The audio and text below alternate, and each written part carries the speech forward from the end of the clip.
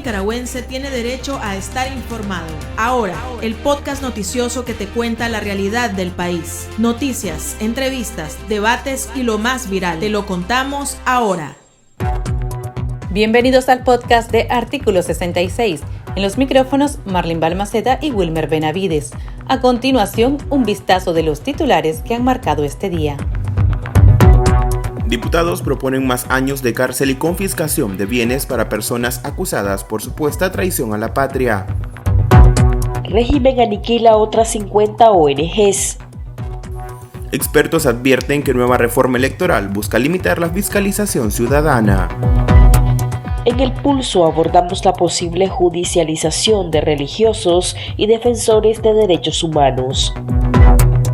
Iniciamos el podcast ahora, correspondiente a este miércoles 4 de mayo de 2022.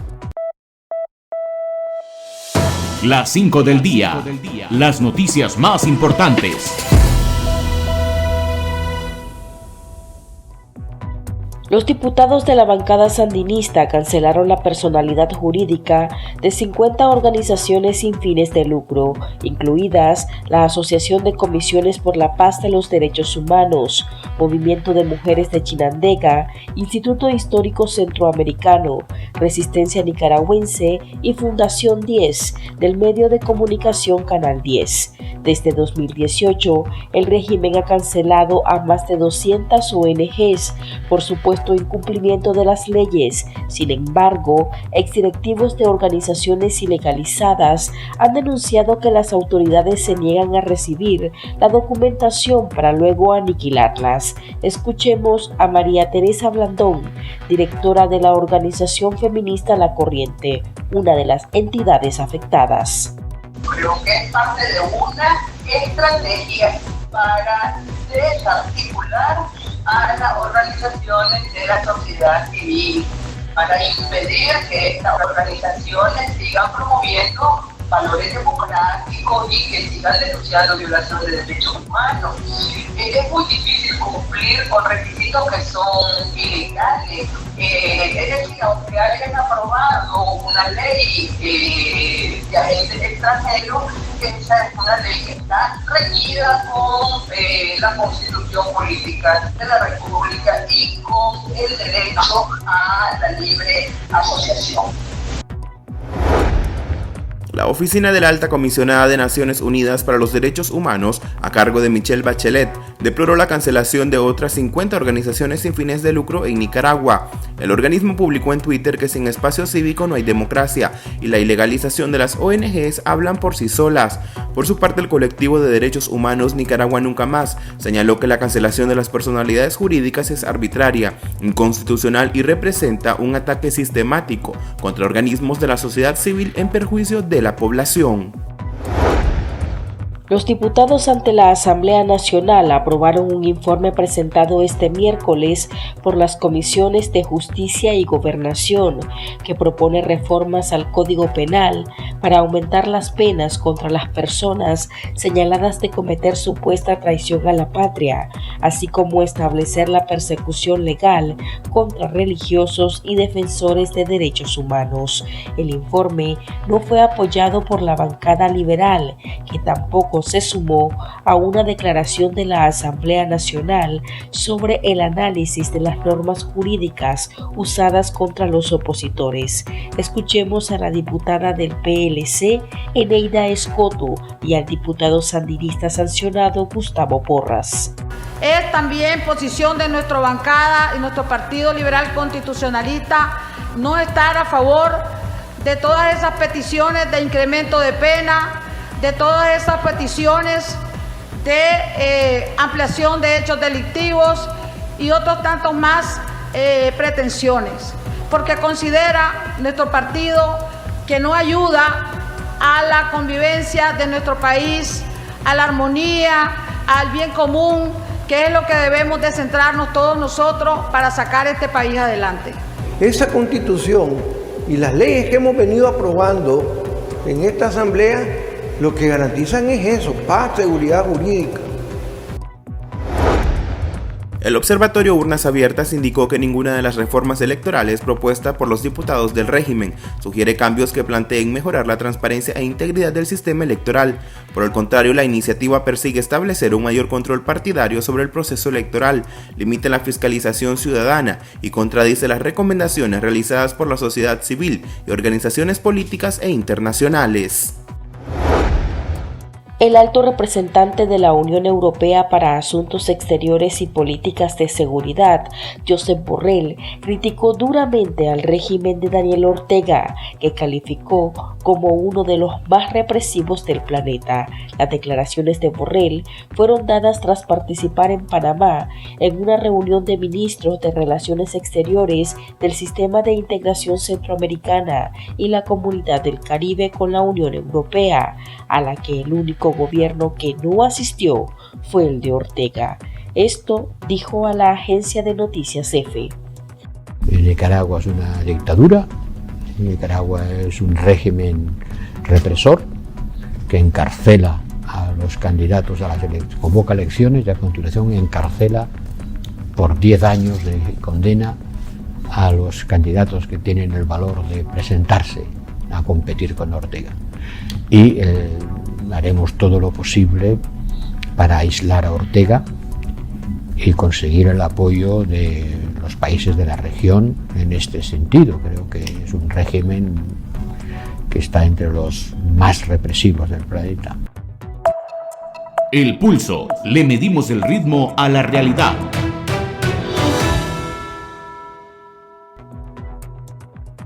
...77 diputados ante la Asamblea Nacional aprobaron un informe que propone reformar el Código Penal. El documento fue presentado por las comisiones legislativas de Justicia y Gobernación, después de un proceso de consultas a 25 personas que trabajan o simpatizan con el partido de gobierno. Estas personas presentaron sus puntos de vista sobre las leyes represivas, como la ley de ciberdelitos y de soberanía, y pidieron encarcelar hasta por 20 años a los opositores, además de confiscar sus bienes. También proponen judicializar a religiosos y defensores de derechos humanos. Por tanto, los diputados recomendaron que se conforme una comisión técnica interinstitucional con el fin de impulsar las reformas al Código Penal. Conversamos sobre el tema con el abogado Pablo Cuevas, defensor de derechos humanos forzado al exilio. En Nicaragua existe un procedimiento legal para reformar o hacer leyes y te habla de consulta. Y estas consultas, estamos hablando de consultas que deben de tener base democrática, o sea, deben ser plurales. Entonces, desde ahí ya hay una vulneración a la ley y por ende una vulneración a los derechos de los nicaragüenses. La Constitución política dice que Nicaragua es una democracia, un sistema democrático participativo, o sea, donde todos los entes de la sociedad tienen derecho y obligación de participar. Entonces, la reforma o la elaboración de leyes es un acto solemne sumamente importante porque estamos hablando del marco normativo bajo el cual se va a regir la sociedad. Y el objetivo de la ley, no sabemos nosotros que tiene un objetivo y es preservar la paz social. Pero en Nicaragua todo esto es una ilusión, es una utopía hablar de democracia participativa, hablar de que en la formulación de la ley participen las distintas entidades sociales, de grupos de abogados, asociaciones de abogados, barras de abogados, etcétera, ¿verdad? Por decirte algo. Podríamos hablar también de la empresa privada, pero estamos hablando de no oficialistas, sino de cualquier símbolo. Empresa privada, estamos hablando de bienes, ¿verdad? Estamos hablando de asociaciones de vecinos, porque estamos hablando que podrían haber confiscaciones o cambio de la titularidad de bienes de casas de vecinos, casas de vecindario, bienes vecinales, etcétera. Entonces debería de haber una consulta amplia y suficiente para hacer una reforma, una ley. y te repito, esto es una utopía en nuestro país, pues todos sabemos cómo funciona, hay todo un eje del mal, y tengo que decirlo así porque lamentablemente no estoy equivocado. Estamos hablando de que vienen los diputados y se van a reunir con la policía, que tiene un signo partidario más que conocido. Estamos hablando del Ministerio Público, estamos hablando igual, totalmente sometida a la voluntad partidaria. Y estamos hablando de judiciales, totalmente sometida a la voluntad partidaria. Entonces es evidente que va a salir una ley que le va a convenir al partido, y como el partido soy yo y ya sabemos quién es el yo, entonces le va a convenir al comandante y a la compañera. Quiere decir que de entrada estas reformas al Código Penal, que son de autoconsulta, prácticamente es ilegítima. Te diría yo que son nulas de toda nulidad. ¿Por qué son nulas de toda nulidad? Porque la manera en que se están formulando vulnera la Constitución política. No hay participación ciudadana, no hay democracia participativa. No se están siguiendo los procedimientos democráticos. Nicaragua es una democracia, por eso dice la Constitución. No se están siguiendo los procedimientos democráticos para la formulación, las consultas y por ende la elaboración de la ley.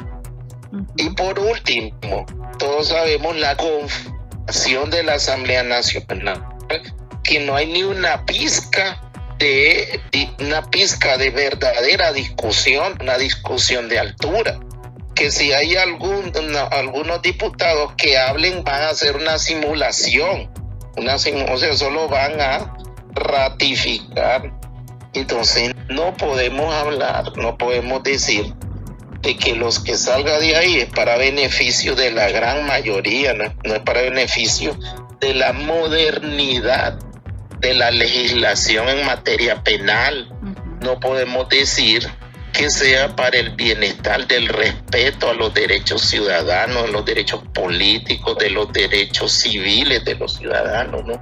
Nada de eso puede pasar, sino todo lo contrario.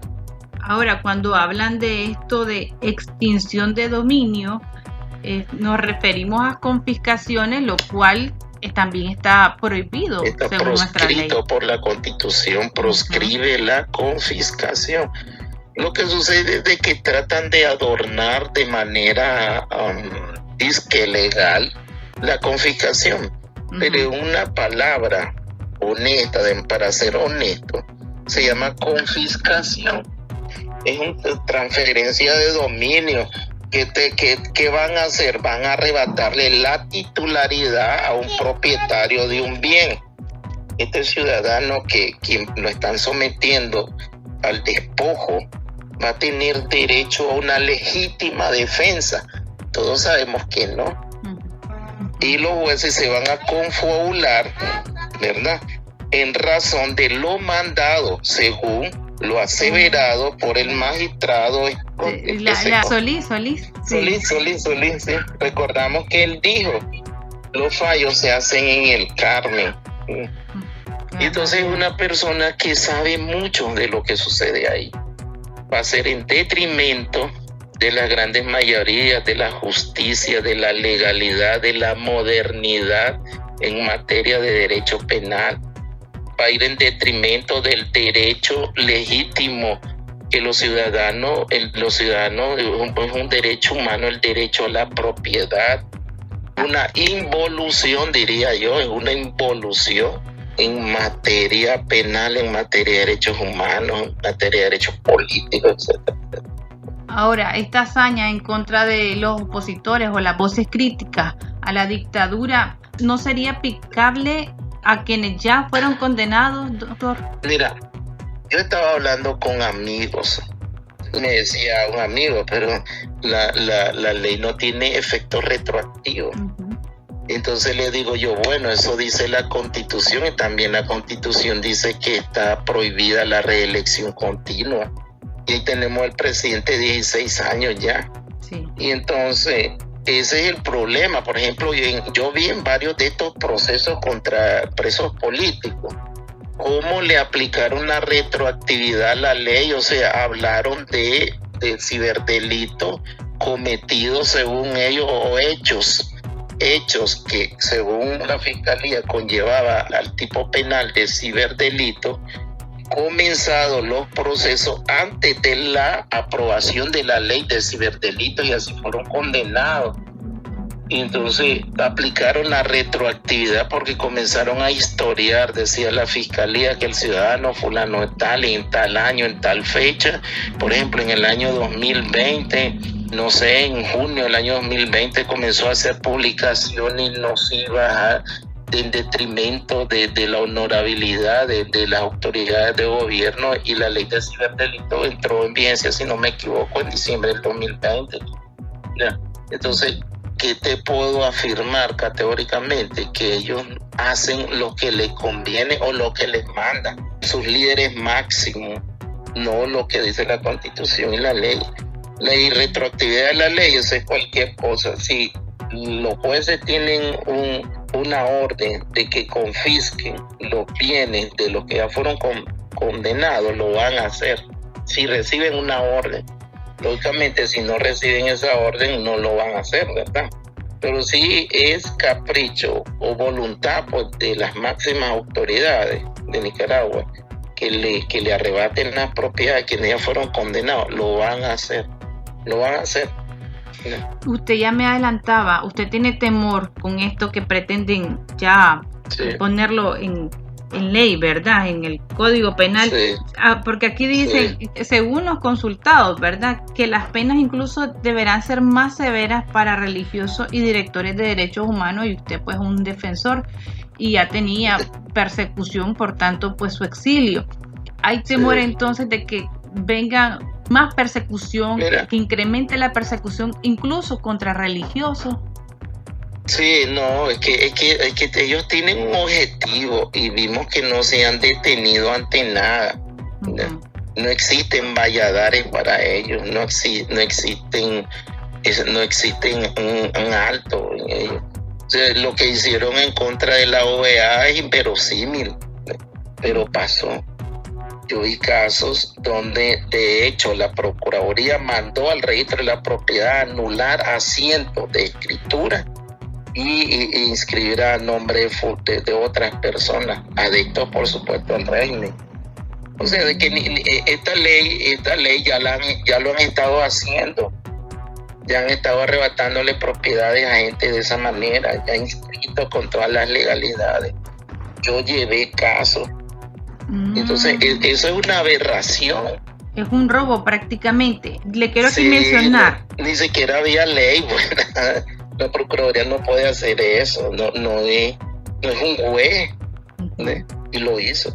Doctor, hablando acerca de esto, yo le quiero mencionar, hay una parte donde dicen de que van a fortalecer programas para víctimas de supuesto golpismo. Ellos así pues lo pusieron, así lo escribieron, en atención psicosocial y algunas reparaciones materiales. Es decir, que desde ya entonces estarían adelantando de que algunas propiedades robadas prácticamente se le estarían dando a quienes le han estado sirviendo en este discurso. Manera, a ver, te voy a poner un caso que yo vi. Uh-huh. El 19 de abril, un grupo de gente de Bataola 2018 salió a protestar frente a la vieja embajada americana y con pailas estuvieron plim. Entonces ahí estaba un joven que era hijo de un sandinista de Bataola, un chavalo, creo que 19 años, y pasaron, la gente dice, plantel Bataola de la alcaldía disparando en camionetas Hilux, y ahí murió ese muchacho, no recuerdo el nombre. Entonces la familia, yo le tomé denuncia y señalaban a miembros de la juventud sandinista, pero de ahí fueron visitados por compañeros ministros, estos señores de la Comisión de la Verdad, la Procuraduría de Derechos Humanos, y así gente del frente, el secretario político y todo. Y como 3-4 meses después de los hechos, la familia ya cambió la versión y ya dijo que quienes lo habían matado eran los golpistas. Y ya se les dieron los vecinos nos dicen a nosotros que les dieron una pensión y uno que otro beneficio. Entonces esas personas así podrían ser beneficiadas. Otro testimonio fue el de los padres de Richard Pavón. Incluso hay un video en las redes donde llegó la ministra de mi familia, la doctora Ramírez, que en ese tiempo, la Sonia Castro, que era ministra de Salud, y otro funcionario, llegaron a donde don Carlos Pavón y su esposa, esos ministros, 2 ministros y otro funcionario, y le ofrecieron todo lo que ellos pidieran, y que el compañero y la compañera les mandan condolencias y que no sé qué. El objetivo era callarlos, ¿me entiendes? Pero ellos, aun siendo pobres, porque él quedó en el desempleo, ella era trabajadora de la zona franca, dignamente no, ellos dicen, no vamos a vender a nuestro hijo. Ya dignamente se resistieron a las indemnizaciones, ¿me entiendes? Y entonces ahí tenés elementos donde hay pruebas que el gobierno anda tratando de comprar a las víctimas. Y creo yo de que a lo mejor hay gente que ya no aguanta pues la situación económica, todo eso podría caer en la tentación. Para estar al tanto del acontecer nacional y conocer las voces calificadas sobre la realidad nacional, ahora el podcast informativo sobre Nicaragua.